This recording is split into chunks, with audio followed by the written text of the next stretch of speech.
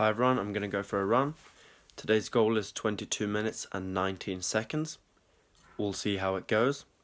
By the way, 22:19 is the absolute slowest allowable. So the goal in reality is to get a couple seconds faster than that so that I have a little bit of a margin.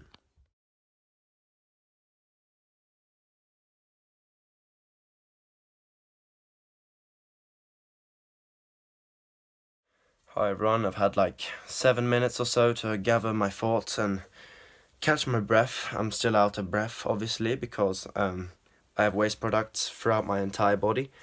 I feel it anywhere from my neck to my forearms to my legs to my stomach. Like, when you run hard for a long duration, 20 plus minutes is a long duration in my opinion, when it comes to lactic acid. It takes a while for your body to work through it, and that's why I still feel it, maybe even a day afterwards while you're breathing. Usually it isn't that severe, but it might be now. I don't think so though. Today it was a snowy day. There was snow coming down into my eyes and into the back of my throat. I had some organ pain as well in my right side, and that's not dangerous at all. That's very normal, and it has to do with your body's trying to break down food, and the organs that are responsible for doing that, they don't have enough blood to do it, so they get unhappy, and they hurt a bit, so that you slow down, and so that they can get more blood to them. Obviously, I can't slow down because I have to hit the time, so I had to suffer through that a bit, but it wasn't as bad as it usually is, and the organ pain came way later. It usually comes pretty much exactly at the 3-kilometer mark after a certain hill, and today it didn't come until just before the 4-kilometer mark, and by that point I only had 1 kilometer left, so it was pretty easy to push through, especially since the organ pain was mild and not severe like it sometimes is. Like I said, it was snowing, I had fatigued legs, but psychologically I felt much better than I did last week. Last week I just felt like just everything just sucked. I felt like sad. I wanted to cry and I wanted to die. At the same time, just fall over and just become slush and just disappear into the universe. That's what I wanted to do last run, but this time I never really felt like that. I was just pushing through the fatigue as normal. The last 700 meters were very difficult, especially since the last the last kilometer, half of it is up a really long hill and half of it is down a really long hill. And on the way up, you lose a bunch of time, and then in the end, you have to sprint down this mega long hill all the way down to the house. So that's what I did. I got the time. I ran 22:15.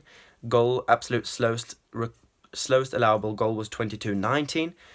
So I was 4 seconds faster than the slowest allowable time. So that is a solid run, and 10 seconds really makes a difference. That's how I know that I'm getting pretty fast and pretty advanced. When you get to the point to where 10 seconds makes a noticeable difference on your run.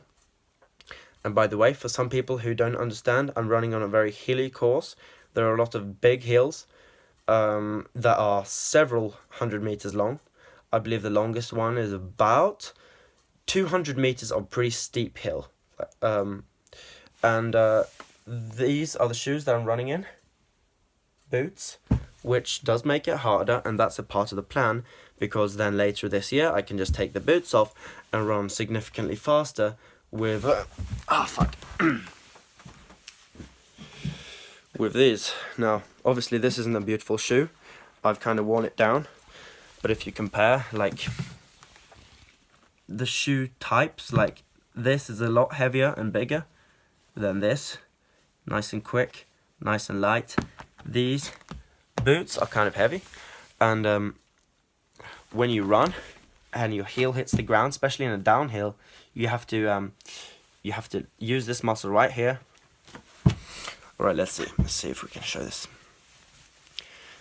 I'm sorry if this video is a bit too long. You can just click off if you want, but I think this is interesting. Okay.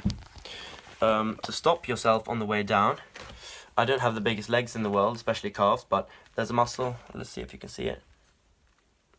Here, that's the front of my shin, and this muscle right here, you can see it. It stops when the heel hits the ground, this muscle flexes to kind of slow you down, and that can create shin splints over time. But since my shins are in very good shape from all the jump rope, I can handle it, but I still feel fatigue in those muscles. And yeah, I still feel it as I'm breathing, and I probably finished the run more than 10 minutes ago. But so I'm going to stop talking now. Probably 15 minutes ago, actually. I'm going to stop filming now. Thank you for watching. I'll see you guys tomorrow. I'm going to hit a 122.5 kilogram squat.